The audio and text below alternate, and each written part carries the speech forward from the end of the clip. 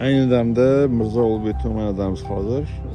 IQR ko'rsatkichlari bo'yicha havoda mana 134 ko'rsatyapti. Havo nisbatan kechaga nisbatan ancha tozalangan.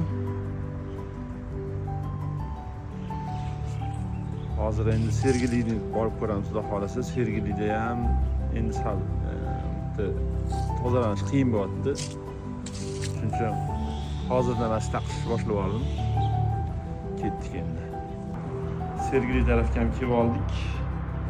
Xo'p, mana hozir 137 ko'rsatkich bo'lgan bo'lsa, biz turgan joy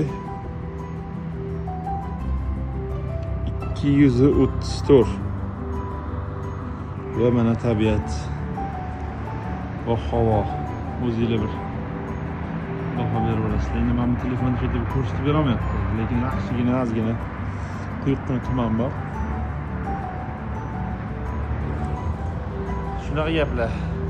O'zingizlar haqida.